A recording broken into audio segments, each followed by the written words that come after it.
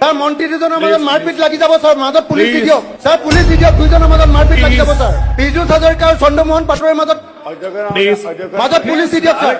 Question hour মই সেইকাৰণে question আৱাৰটো নাই স্যাৰ মোক উত্তৰ দিয়া নাই আপুনি দিয়াব লাগিব স্যাৰ আৰে আপুনি খোলক না আপোনাৰ অধ্যক্ষৰ দায়িত্ব বিৰোধী পক্ষ হিচাপে ডেফিনেটলি আমি আপোনাৰ পৰা কেইটামান বস্তু বিচাৰিম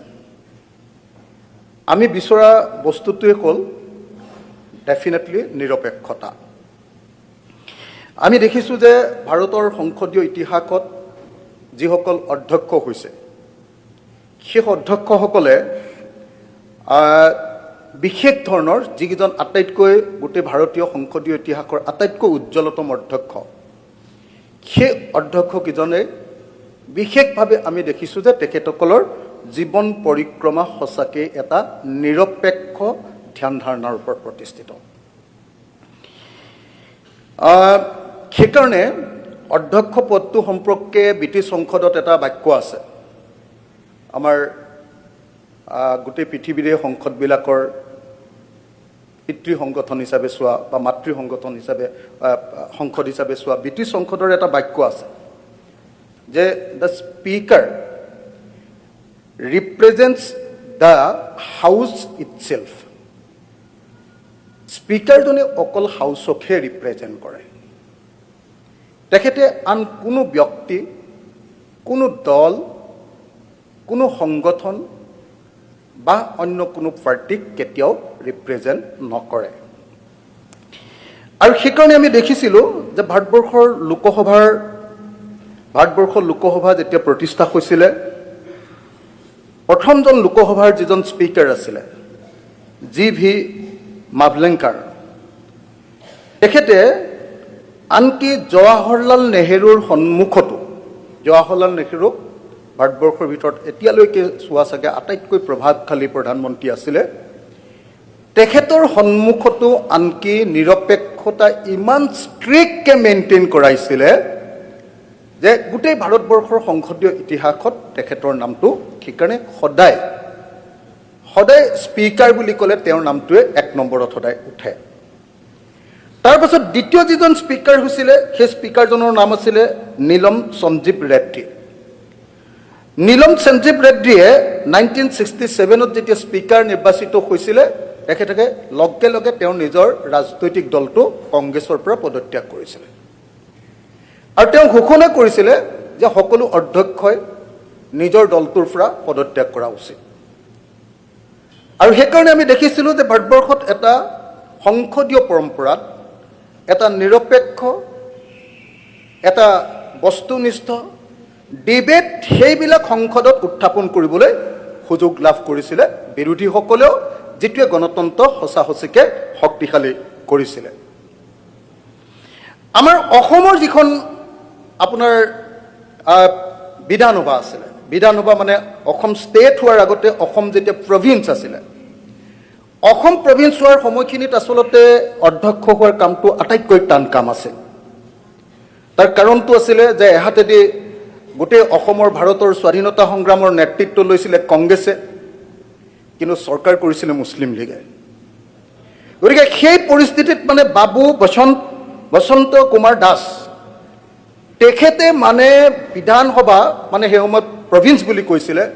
প্ৰভিন্স চলাবৰ কাৰণে ইমান অসুবিধাজনক পৰিস্থিতিত পৰিছিলে 1937ৰ পৰা কিন্তু এতিয়াও আনকি মানে য'ত ছাদুল্লাহ আছিলে য'ত আমাৰ কি কয়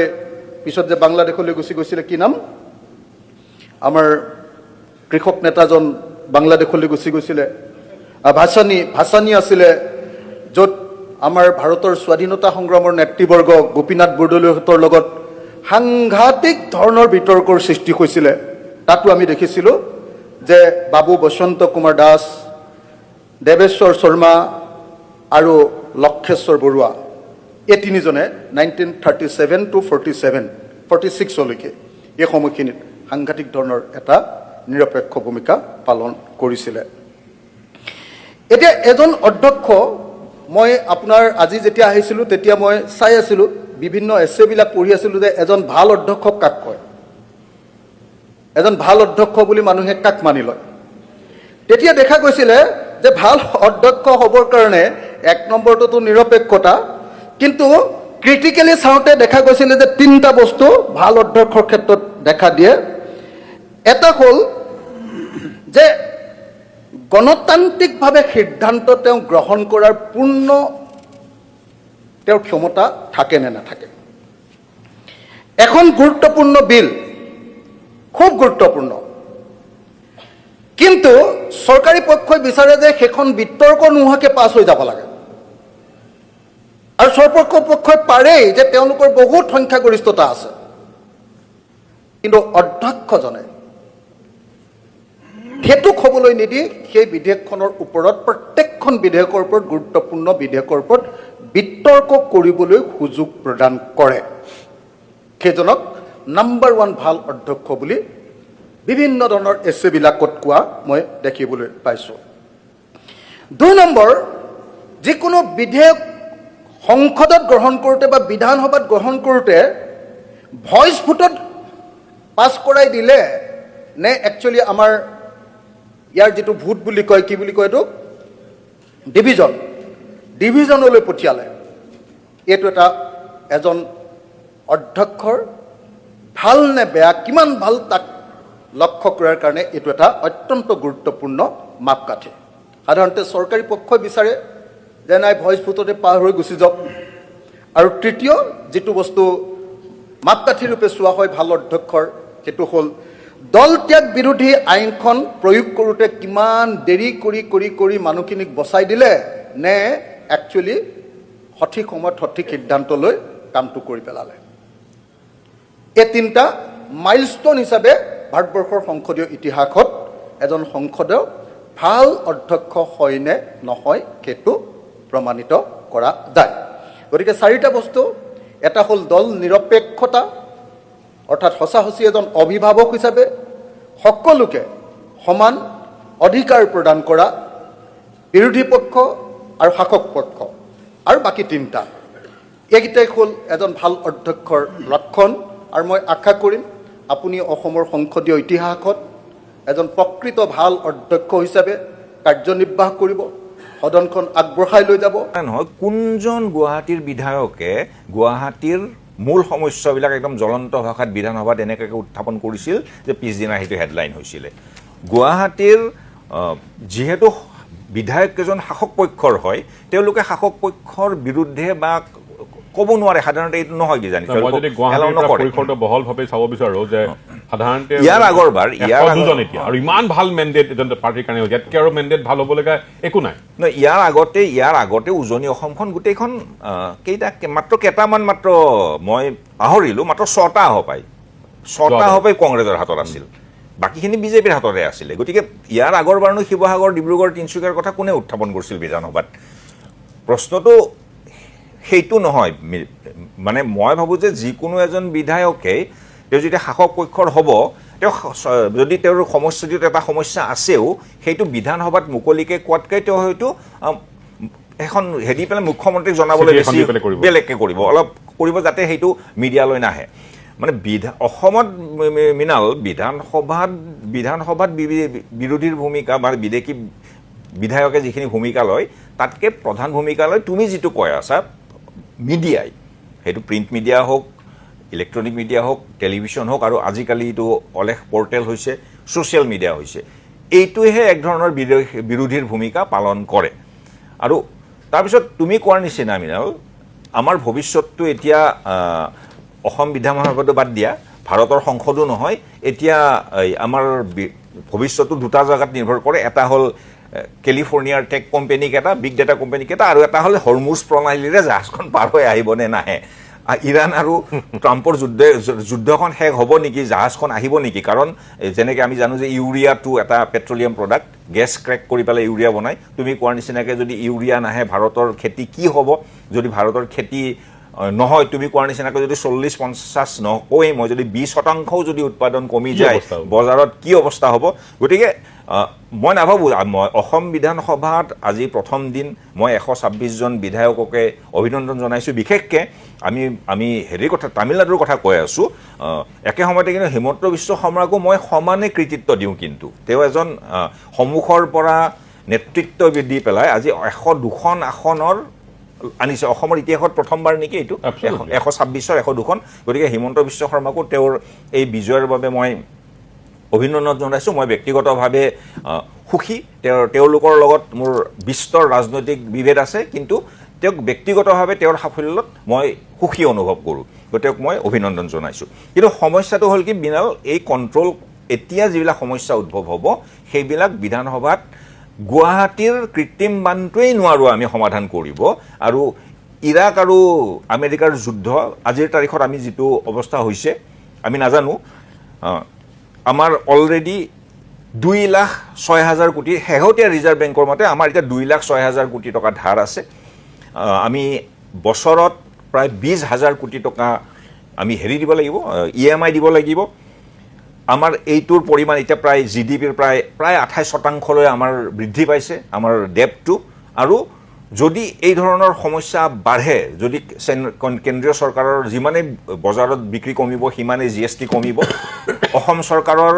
আমি এখন দিল্লীৰ ওপৰত নিৰ্ভৰশীল চৰকাৰ আমাৰ নিজৰ পইচাৰে আমি অকল চৰকাৰৰ কৰ্মচাৰীখিনিকো দৰমহা দিব নোৱাৰোঁ তাৰ বাবে আমি কেন্দ্ৰৰ পৰা নিৰ্ভৰশীল হ'ব লাগে কথাখিনি বহুত ব্ৰডলি কথাখিনি তুমি ভালেই কৈছা কথাটোৰ কাৰণে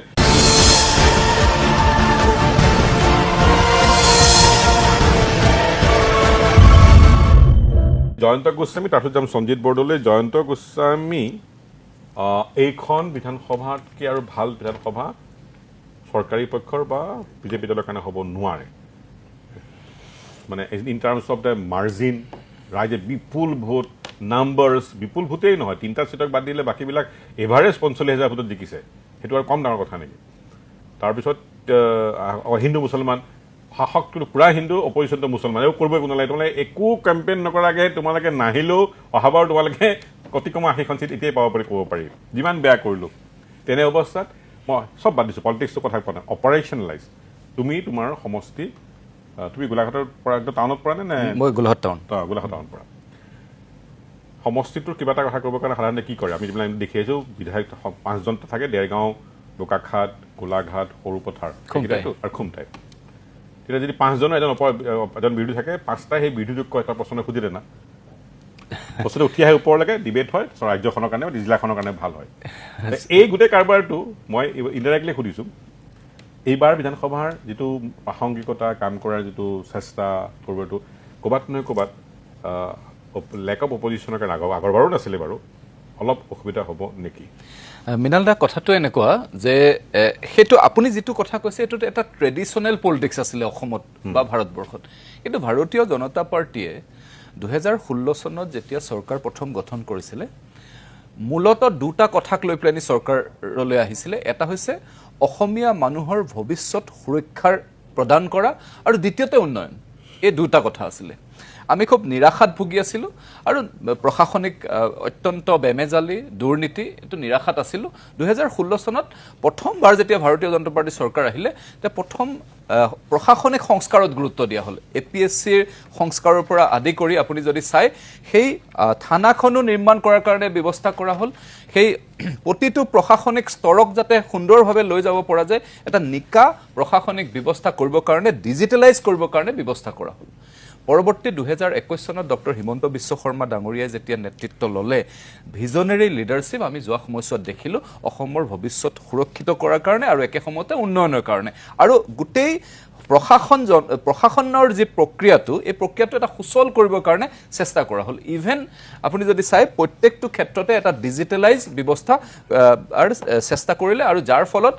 জনসাধাৰণে যোৱা সময়ছোৱাক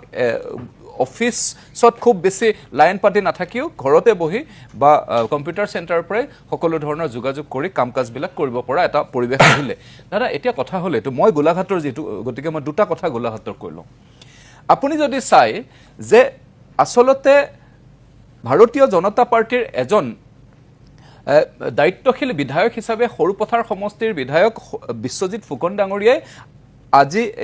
যোৱা বিধানসভাত এটা প্ৰশ্ন উত্থাপন কৰিছিলে, সেইটো হৈছে অসমীয়া ভাষাক ক্লাছিকেল লেংগুৱেজ হিচাপে আনিব লাগে, এই কথাটো তেওঁ ধ্ৰুপদী ভাষা হিচাপে ঘোষণা কৰিব লাগে, তাৰ কাৰণে চৰকাৰে ব্যৱস্থা ল'ব লাগে, কেন্দ্ৰীয় চৰকাৰৰ লগত যোগাযোগ কৰিব লাগে, এই কথাটো তেওঁ উপস্থাপন কৰিলে। পৰৱৰ্তী সময়ত সেই একেটা বিষয় আমাৰ পবিত্ৰ মাৰ্ঘেৰিটা ডাঙৰীয়াই ৰাজ্যসভাত উপস্থাপন কৰিলে আৰু বিষয়টো কেন্দ্ৰীয় চৰকাৰৰ হাতলৈ গ'ল আৰু আপুনি দেখিলে যে অসমীয়া ভাষা ধ্ৰুপদী ভাষা হিচাপে স্বীকৃতি পালে। একেটা কথাই যদি চাই, মই যিহেতু গোলাঘাটৰ গতিকে আৰু দুটা কথা কৈ লওঁ। গোলাঘাটৰ মৃণাল শইকীয়া ডাঙৰীয়াই আপুনি যোৱা বিধানসভাত এটা বিষয় উত্থাপন কৰিছিলে, হাতী মানৱৰ যি সংঘাত, যিটো আমাৰ গাঁওবিলাকত যথেষ্ট ক্ষতিগ্ৰস্ত হৈছে, একেটা কথাই বান্দৰৰ কাৰণেও আমাৰ খেতি বাতি নষ্ট হৈছে, তাত এটা ব্যৱস্থা ল'ব লাগে বা তাত এই সংঘাত নিৰাময় কৰিব লাগে, এই কথাটো মৃণাল শইকীয়া ডাঙৰীয়াই উত্থাপন কৰিছিল। পৰৱৰ্তী সময়ত যদি চাই তেতিয়াহ'লে চৰকাৰে হাতী মানৱৰ যি সংঘাত তাক পৰিসম কৰিবৰ কাৰণে বিভিন্ন ধৰণৰ ফেজ ৱাইজ কাম কাজ কৰিবলৈ আৰম্ভ কৰিছে আৰু বহু অঞ্চলত তাৰ সুফল পাবলৈ সক্ষম হৈছে। গতিকে এই দুটা কথা মই আপোনাক ক'লো আৰু একেটা কথা, এই যে ৰূপজ্যোতি কুৰ্মী ডাঙৰীয়া বাৰে বাৰে জিকি থাকে যে, তাৰো এটা অন্তৰ্নিহিত কথা আছে। আপুনি যদি চাই ৰূপজ্যোতি কুৰ্মী ডাঙৰীয়াৰ সমষ্টিত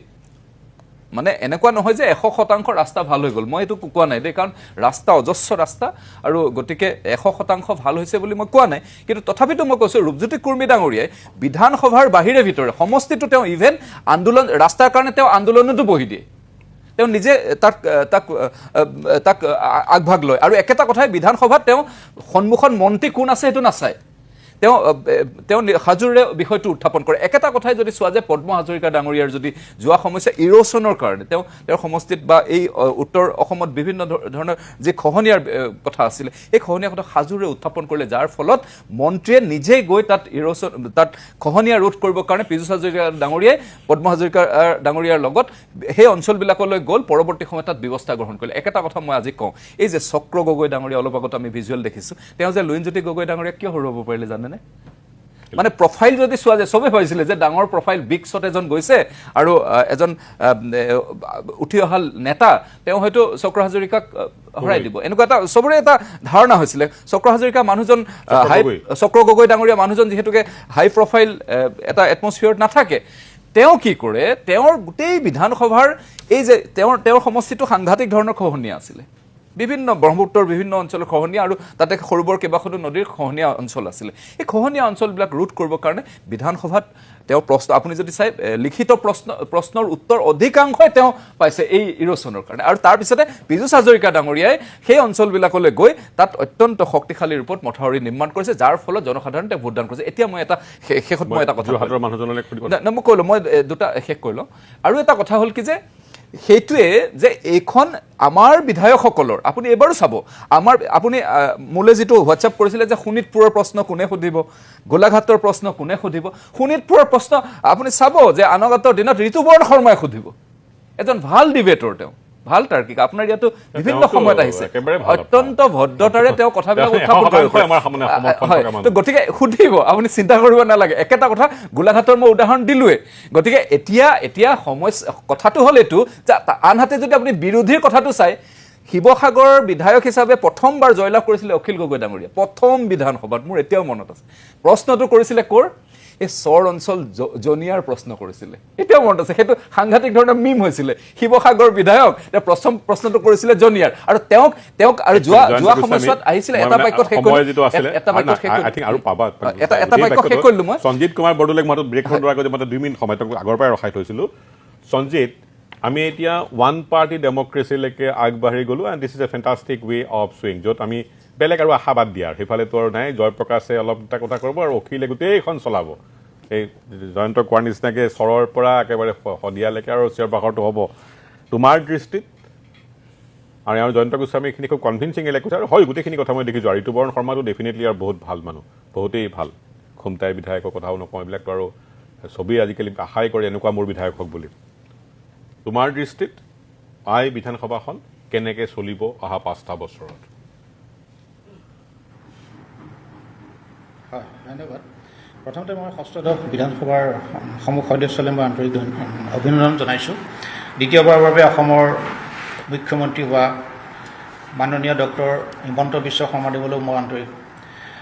অভিনন্দন জনাইছোঁ। গোস্বামীদেৱৰ কথাখিনি মই শুনিলোঁ, হয় তেখেতে মোটামুটি কথাখিনি ঠিকেই কৈছে। কিন্তু এই কথাটো একেবাৰে একমতো হ'ব নোৱাৰি কাৰণ কেলে বিৰোধী অবিহনে গণতন্ত্ৰ আধৰুৱা মই সেই কথাটো আগতেও কৈছোঁ আৰু এইটো এটা সহজ সকলোৱে বুজা এটা কথা শাসকীয় দলৰ প্ৰেক্ষাপটত তেওঁলোকৰ দৃষ্টিকোণে চাবলৈ তেওঁলোকৰ সাংঘাতিক বৃহৎ জয় হৈছে সেইটো তেওঁলোকে তাৰ কাৰণে তেওঁলোকে উৎসাহিত হৈছে স্বাভাৱিক কথা সেইটো কোনো আচৰিত কথা নহয় কিন্তু আমি এগৰাকী সচেতন নাগৰিক হিচাপে কিন্তু আমি খুব দুখিত ব্যথিত হৈছোঁ যে বিৰোধী একেবাৰে নথকাৰ নিচিনা হৈছে আৰু এইবাৰ বিধানসভাৰ যিটো একেবাৰে নজিৰবিহীন বুলি মোৰ যি ধাৰণা হৈছে গতিকে বিধানসভাত আচলতে আজি প্ৰায় দুটামান দশৰ পৰা সুস্থ বিতৰ্ক খুব কমেই হোৱা দেখিছোঁ গতিকে বিধানসভাত হোৱা বিতৰ্কৰে কিবা এটা সাংঘাতিক ধৰণৰ অসমৰ কিবা এটা জোৱাৰ আনিব বা এইটো সাধাৰণতে দেখা পোৱা নাযায় খুব কম দেখা পোৱা হয় গতিকে সেইফালৰ পৰা চাবলৈ গ'লে বিধানসভাৰ পৰা বিশেষ মই আশা কৰা নাই এতিয়া যদি শাসকীয় দলে নিজেই যদি কিছুমান সমস্যা যিখিনি আমাৰ সমষ্টিৰ যিবিলাক সমস্যা আছে নিজৰ যিখিনি বিধায়কসকল আছে তেওঁলোকে নিজৰ নিজৰ সমস্যাখিনি অৱগত সেইটো এটা স্বাভাৱিক প্ৰক্ৰিয়া আৰু সেইটো কাৰণ দলীয় দৃষ্টিকোণ থাকিব শাসকীয় দলৰ সেইটো এটা থাকিবই বিবেচনা কিন্তু কথাটো হৈছে ক'ৰবাত যদি দুৰ্নীতি হয় ক'ৰবাত যদি অনিয়ম হয় তেতিয়া সেই প্ৰশ্নবিলাক কোনে কৰিব ডেফিনেটলি এতিয়া বিধানসভাৰ তেনেকুৱা দুই এজনক বাদ দি আমি সেইটো এটা বৰ এটা আশা কৰিব নোৱাৰোঁ গতিকে মই ভাবোঁ সেই দায়িত্বটো বিধানসভাৰ বাহিৰত কৰিব লাগিব বাহিৰত থকা হ'লে কৰিব লাগিব আৰু আমি জানো যে অসমত বিৰোধী কেতিয়াও শক্তিশালী আগতেও হোৱা নাছিলে এতিয়াও নাই বিৰোধীৰ দায়িত্ব পালন কৰিব লগা আছিলে অসমৰ সংবাদ মাধ্যমে আৰু সংবাদ মাধ্যমৰ পৰিস্থিতিটো আপুনি ভালকৈয়ে জানে আগৰ নিচিনা হৈ থকা নাই বহু ক্ষেত্ৰত বিভিন্ন ধৰণৰ সীমাবদ্ধতা আহি পৰিছে বিভিন্ন ধৰণৰ প্ৰত্যাহ্বান আহি পৰিছে গতিকে এইটো সংবাদ মাধ্যমে বিৰোধী দায়িত্ব পালন কৰিব লাগিব প্ৰধানকৈ আৰু অসমৰ যিসকল চিন্তাশীল লোক আছে সেইসকলে সেই দায়িত্বটো পালন কৰিব লাগিব আচলতে আমি ভাবোঁ এআই তাৰমানে আৰ্টিফিচিয়েল ইণ্টেলিজেঞ্চ অসমখন মই ভাবোঁ এতিয়ালৈকে এআই ৰেডি ষ্টেট হোৱা নাই এআই কেৱল আৰু কেৱল সেই চেট জিপিটিক ৰাতি মই কি ভাত খাম ৰাতিপুৱা মই কি পিন্ধিম সেইটোৰ উত্তৰটো পোৱাটোৱে কেৱল এআই ব্যৱহাৰ হেৰি নহয় আছাম ষ্টেট ডেটা পলিচি 2026 মই নিয়ম বা পলিচিটো মই পঢ়িব বিচাৰিছিলোঁ এতিয়ালৈকে পাব্লিকলি এক্সেচিবল হোৱা নাই ময়ো চাইছিলোঁ তো সেইটো যেতিয়া পাছ হ'ল আচলতে যোৱাকালি তাৰে পিছত এই যিটো চেণ্টাৰ ফৰ ডেটা মেনেজমেণ্ট তেওঁলোকে এটা ষ্টেট ৱাইড এটা ৰিপজিটৰী এটা বনাই আছে state wide repository for analytics and AI আৰু তাৰে পিছত যিটো ডেটা শ্বেয়াৰিং হ'ব প্ৰতিটো ডিপাৰ্টমেণ্টৰ চৰকাৰী ডিপাৰ্টমেণ্টত ডেটা শ্বেয়াৰিংখিনি ইউনিফৰ্মলি কৰা হ'ব আৰু ষ্টেট ডেটা কেটেলগ 3 বছৰৰ ভিতৰত ওলোৱা হ'ব এবাৰ এইটো কৰিলে আচলতে অসমে যিটো ডিপাৰ্টমেণ্টেল ডিজিটাইজেশ্যন তাৰমানে প্ৰত্যেকটো ডিপাৰ্টমেণ্টৰ ডেটাটো প্ৰত্যেকটো ডিপাৰ্টমেণ্টৰ হাতত থাকে তাৰে পৰা ষ্টেট লেভেল ডেটা আৰ্কিটেকচাৰ এটালৈ পৰ্যবেক্ষিত হ'ব তাৰপিছত কি হ'ব নহয় তুমি এইটো এক্সপ্লেইন কৰিবলৈ মই এইটো কোৱা নাই you are going to technical মোৰ প্ৰশ্নটোৱে আছিল যে এই বিধানসভাত এই কেবিনেটখনত এই ধৰণৰ প্ৰশ্ন এটা তেওঁলোকে তুলিছে যিটো মই নিজে ব্যক্তিগতভাৱে সাংঘাতিক আনন্দিত হৈছোঁ বিকজ মই ডাটা কামেই কৰি থাকোঁ আৰু তোমাৰ দৃষ্টিভংগীত এইটো কথাক লৈ আৰু বিধানসভাখনক লৈ তুমি কেনেকৈ চোৱা সেইটো I am not discussing this ডাটাটো ইন ডিটেইলছত তোমাৰ দৃষ্টিভংগী প্ৰথম ছেকেণ্ডখন কেবিনেটত এইটো কথা পাতিছে মানুহবিলাক বয়সত কম মুখ্যমন্ত্ৰীজন ইমান বেছি টেক্স হেভি তোমাৰ এই আৰু বিকিনো অপজিশ্যন কিন্তু নাই এইখিনিৰ পৰা আমি বাকী বেলেগৰ পাৰ্চপেক্টিভবিলাক পালোঁ তোমাৰ পাৰ্চপেক্টিভটো কি মই এটা তত্ত্বৰ উদাহৰণ দি পেলাইহে কথাখিনি ক'ব বিচাৰিম diffusion of innovation Everett Rogers বুলি এজন ছ'চিয়েল চাইণ্টিষ্ট আছিলে তেখেতে বৰ থিয়ৰিটিকেল কথা কোৱা came to the straight point তেখেতে ডিফিউজন অফ ইন'ভেশ্যনৰ কথা কৈছিলে য'ত আৰ্লি এডপ্টাৰ্ছ লেগাৰ্ছ এনেকুৱা কিবা কিবি ভাগ কৰি দিছিলে এআই বস্তুটো আমাৰ ফিউচাৰ হয় এআই ইজ আৱাৰ ফিউচাৰ গতিকে এই যে অসমে এআই এডপ্ট কৰিছে Assam is one of those early adopters তো এআইটোৱে আমাৰ যিটো জেনেৰেশ্যন যাক জেনজি বুলি কোৱা হয় যাক নৱপ্ৰজন্ম বুলি কোৱা হয় এই নৱপ্ৰজন্মক এআই ৰেডি কৰি থ'ব অন্ধ্ৰপ্ৰদেশে ইতিমধ্যে এইটো কাম কৰি আছে হোৱাটছএপ গভাৰ্নেন্স মানা মিত্ৰা বুলি তেওঁলোকৰ এটা ইনিচিয়েটিভৰ যোগেদি প্ৰত্যেকটো বস্তু তেওঁলোকৰ একবাৰ হোৱাটছএপৰ জৰিয়তে হয় অসমত এআই অহাৰ লগে লগে বহুত ক্ষেত্ৰত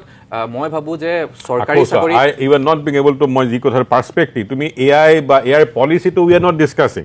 সেয়া পিছত এদিন বেলেগ ছাবজেক্ট হ'ব মোৰ ফেভাৰিট ছাবজেক্ট সেইটো আমাৰ দৃষ্টিভংগী হ'ল যে আজিৰ এই বিধানসভাখনত নতুনকৈ 126জন মানুহ আহিছে বেছিভাগে য়ং আৰু তাৰ আগদিনাখন মুখ্যমন্ত্ৰী ডাঙৰীয়াৰ নেতৃত্বত হোৱা কেবিনেটত এআই সম্পৰ্কত কথাবিলাক কৈছে তোমাৰ পৰা because you are a gen Z মই এক্সপেক্টেশ্যনছটো বিচাৰি আছোঁ not about the AI expectation হওক সেইখিনিকে কোৱা তুমি you are going to qualifying মই এইটো বিচৰা নাই যে তুমি কি কৈ আছা তোমাৰ আশাটো সেইটোৱে হওক বাট কথাখিনি তুমি সহজকৈ কোৱা মই ভাবোঁ যে নতুন যিটো অসমৰ এছেম্বলি এছেম্বলিত য়াং বিধায়কসকল যিটো য়াং ৰিপ্ৰেজেণ্টেশ্যনটো অতিকৈ বেছি আৰু সেইকাৰণে তেওঁলোকৰ এনেকুৱা এটা ডিচিশ্যন যে AI তেওঁলোকে প্ৰমোট কৰিব বিচাৰিছে অসমৰ ফালৰ পৰা ডিজিটেল গভাৰ্নেন্সক প্ৰমোট কৰিব বিচাৰিছে সেয়া সঁচাকৈ এটা প্ৰশংসনীয় পদক্ষেপ সেইটো তোমাৰ ডেফিনেটলি নাই আৰু আদাৰৱাইজ তোমাৰ এক্সপেক্টেশ্যন আৰু কি ডিপাৰ্টমেণ্ট এই চৰকাৰখনৰ প্ৰতি এক্সপেক্টেশ্যন ক'ব গ'লে মই যিহেতু হেৰিখিনি দেখি আছোঁ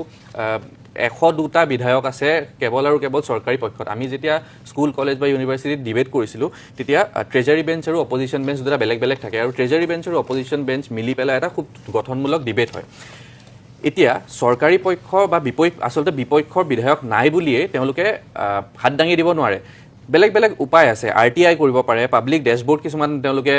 বিচাৰিব পাৰে অডিট ট্ৰায়েল বা গ্ৰিভেন্স চিষ্টেম এনেকুৱা টেকনিকেল আকৌ হৈ আছে কথাবিলাক যদিও তো সেইবিলাক বিচাৰিব পাৰে সেইবিলাক যেতিয়া অপজিশ্যনে ৰেজ কৰিব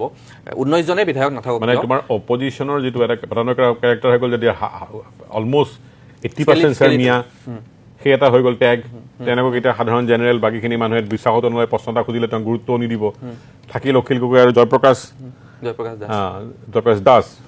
এই সময়ত এটা ওৱান পাৰ্টি ৰুল টাইপৰ এটা আনঅফিচিয়েলি হৈ গ'লগৈ এইটোৱে অসমখনক ভাল কৰিব নে বেয়া কৰিব তোমাৰ মতে জেনজিৰ মতে মই ভাবোঁ যে এইটো যদি চৰকাৰখনে এটা অপটিমিষ্টিকভাৱে কাম কৰে নিশ্চয়কৈ ভাল কৰিব যদি তেওঁলোকে এটা স্বৈৰাচাৰী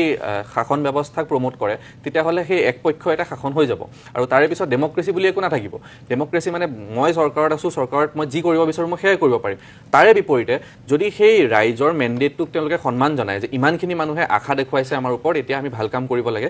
সহজ ভাষাত সেইখিনি কথা যদি এটা ৰেছপেক্টফুলি যদি তেওঁলোকে এইটো মেইনটেইন কৰে স্বাভাৱিকতে চৰকাৰখনে ভাল কাম কৰিব পাৰিব মুখ্যমন্ত্ৰীৰ প্ৰতিটো কথাত এই লাষ্ট লাইনটো দেখা গৈছে যে তেওঁ ৰেছপেক্টফুলি এই পাৰ্টিকুলাৰ ইমান হিউজ মাৰ্জিন কোনোদিন নোহোৱা ঘটনা এটা পাইছে আৰু এইটো কাম কৰে তেওঁ ইতিমধ্যে কোৱা মই দেখিছোঁ জয়ন্তও শুনিছা 29 চনৰ ৰাজনীতিৰ কথা নাপাতো এতিয়া আমি ইণ্ডাষ্ট্ৰী কথাৰ পৰা আৰম্ভ কৰি কামৰ কথা পাতিম চ' আমি এই মানে সঞ্জিতকো সুধিম আৰু তোমাকো সুধিম আমি এটা বৰ প্ৰগ্ৰেছিভ মাইণ্ডছেটৰ এখন অসম চৰকাৰ অসম বিধানসভা দেখিবলৈ গৈ আছোঁ নেকি মই তোমাক সুধিছোঁ ডিবেটটোক মই আৰু ইমান ডিবেটটো আৰু এনেও নহয় এতিয়া মানে এতিয়া মৃণাল চোৱা অসম নহয় India is nowhere in this AI China Bharat বহুত পিছত আছে এতিয়া যুদ্ধখন হৈ আছে যে AI যুদ্ধখনত আমেৰিকা জিকিব নে চীন জিকিব আৰু আমেৰিকা বহুত আগবাঢ়ি আছে এই যে আমি গণতন্ত্ৰৰ কথা কওঁ বিগ টেক কোম্পানীৰ এটাও গণতান্ত্ৰিক নহয় তুমি সেইটো অপেন AI বুলি কোৱা গুগল কোৱা মেটা কোৱা জাকাৰবাৰ্গৰ কোনো এটাও গণতান্ত্ৰিক সংগঠন নহয় তেওঁলোক অত্যন্ত এজন মানুহৰ বা এটা কৰ্পৰেটৰ কণ্ট্ৰলত থকা এটা বিগ কৰ্পৰেট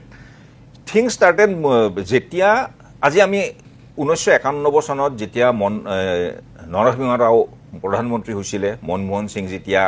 বিত্তমন্ত্ৰী হৈছিলে ঠিক আজিৰ নিচিনা আজিতো ভাৰতৰ এতিয়াও প্ৰায় $700 বিলিয়ন ফৰেন ৰিজাৰ্ভ আছে এতিয়ালৈ প্ৰায় যদিও নৰেন্দ্ৰ মোদীয়ে আগতীয়াকৈ কৈছে যে আমি সাৱধান হ'ব লাগে কাৰণ এইখিনি শেষ হওঁতে বেছি দিন নালাগিব সেইখিনি সময়ত ফৰেন ৰিজাৰ্ভৰ অৱস্থাটো এনেকুৱা আছিল যে ভাৰতে গোল্ড ৰিজাৰ্ভ আমাৰ দেশৰ সোণখিনি বন্ধকত দিব ওলাইছিল সেইখিনি সময়ৰ পিছত মনমোহন সিং আৰু নৰসিংহ ৰাৱে ভাৰতখন অপেন আপ কৰিছিল আজি যে আমি সংস্কাৰ দেখিছোঁ আজি যে ASCBৰ ঠাইত APDCL হ'ল মৃণাল এইকাৰণে যে সেই কামটো কৰিবলৈ আমি যেতিয়া ৱৰ্ল্ড ট্ৰেড অৰ্গেনাইজেশ্যনৰ পাৰ্ট হ'লোঁ ভাৰতবৰ্ষ আমাক ক'লে যে তোমালোকৰ এনেকুৱা এডমিনিষ্ট্ৰেশ্যনেৰে তোমালোকৰ তাত ফৰেন ডাইৰেক্ট ইনভেষ্টমেণ্ট নাহে FDI নাহে তোমালোকে আগতে এইখিনি সংশোধন কৰিব লাগিব লেণ্ড লট সংশোধন কৰিব লাগিব লেবাৰ লট সংশোধন কৰিব লাগিব তোমালোকৰ পাৱাৰ ছেক্টৰ সংশোধন কৰিব লাগিব আৰু এই পাৱাৰ ছেক্টৰ সংশোধনটো কোনো অসম বিধানসভাত হোৱা ডিচিশ্যন নহয় সেইটো ফাইনেন্স কৰিছিল মই যিমান সম্ভৱ জানো Asian develop bank world bank তেওঁলোকে ঠিক কৰি দিছিল যে অসমৰ বিদ্যুৎ ক্ষেত্ৰখন এনেকুৱা হ'ব এইবিলাক ইম্প'জড বস্তু এটা তাত অসম বিধানসভাৰ বাদ দিয়া ভাৰতৰ সংসদৰে কৰিব পৰা একো নাই আৰু সেইটোৰ ফলশ্ৰুতি আমি দেখিছোঁ যে এসময়ত গৈ পেলাই পিছত ভাৰতৰ প্ৰায় 11% GDP গ্ৰ'থ হৈছিল চীনৰ সমান বা চীনতকৈও বেছি আছিল আমি সেই সময়টো পাৰ হৈ আহিলোঁ এতিয়া পৃথিৱীৰ কোনো দেশ আৰু 10-11% গ্ৰ' নকৰে 4-5-6% গ্ৰ' কৰে কিন্তু এতিয়াও মৃণাল এতিয়া বিগ টেক কোম্পানী কেলিফৰ্ণিয়াৰ মই ক'ব খুজিছোঁ যে আমাৰ একজেক্টলি মই সেইটো কথা ক'ব বিচাৰিছোঁ যে এইখন পৃথিৱীত য'ত টেক কোম্পানী ঠিক কৰিব আজি হোৱাটছএপ গভৰ্নেন্স হ'ব হোৱাটছএপ গভৰ্নেন্স কৰিবৰ কাৰণে তুমি প্লেটফৰ্মটোতো হোৱাটছএপ মানে মেটাৰ প্লেটফৰ্ম এটা ব্যৱহাৰ কৰিবা তোমাৰ প্লেটফৰ্ম আছে নেকি আমাৰ ভাৰতৰ আটাইতকৈ বেছি প্ৰতিভাশালী এই টেক ল'ৰা ছোৱালী আছে তেওঁলোকে গৈ পেলাই আমেৰিকাত কাম কৰি আছে আমাৰ ইণ্ডিয়াৰ আজিলৈ এটা IT প্ৰডাক্ট আছেনে গোটেই পৃথিৱীক বিক্ৰী কৰিব পৰা এইবিলাক অসম বিধানৰ পৰা সেইটো মুখ্যমন্ত্ৰী হিত আমি টেক কোম্পানী এটাক হিমন্ত বিশ্ব শৰ্মাৰ উপায় নাই সেইটোক কম্পিট কৰাৰ সেই প্ৰডাক্টটো আমি নাই আৰু সেই আমি কেইদিনমান আগতে বেচিকেলি সহজ কথাত দৰ্শকৰ প্ৰতিদিনৰ দৰ্শকৰ মতে আমি যিমানেই বিধানসভাৰ কথা নকওঁ কিয় we are basically slave of technology Exactly, আৰু সেই technology আমাৰ হাতত নাই। আৰু সেইকাৰণে আমি সেই বস্তুটো হয় মানিলে সেনেকে মানি লৈ গুচি যাব আমি সাৰ্ভিস কৰিব লাগিব যেনেকৈ অপটিক্সৰ কাৰণে কিছুমান চলি থাকিব আছে যেনেকৈ আমাৰ এজন আজিম প্ৰেমজী তেওঁৰ কোম্পানীটো হ'ল উইপ্ৰ আৰু এফালে হ'ল ইনফোচিছ দুটা ভাল কোম্পানী আছে গোটেই ৱৰ্ল্ড ক্লাছ কোম্পানী আছে কিন্তু তেওঁলোকৰ কোনো প্ৰডাক্ট নাই আজিলৈ উইপ্ৰ আৰু হেৰিয়েও এটা ফেচবুক বা এটা হোৱাটছএপ বনাব নোৱাৰিলে নহয় তেওঁলোকে মাত্ৰ ছাৰ্ভিচ কৰে তেওঁলোক ছাৰ্ভিচ প্ৰভাইডাৰ আমি সেইটো আমাৰ ইণ্ডিয়াৰ ষ্টেটাছটো সেইটো উই are not in this competition আমি নাই আজি সেইটো কাৰণে অসমখন আমি ছাৰ্ভিচ ছেক্টৰ যেনেকৈ আমি এতিয়া বেলেগে বনোৱা সেইটো কি বুলি কয় আমি যিটো কৰিম জাগিৰোডত সেমিকণ্ডাক্টৰ বেলেগে বনাই অনাৰ পিছত আমি পেকেজিং বা কিবা এটা ছাৰ্ভিচ কৰিব পাৰোঁ সেইটো আমি কৰিব পাৰোঁ তাতকৈ বেছি আমি নোৱাৰোঁ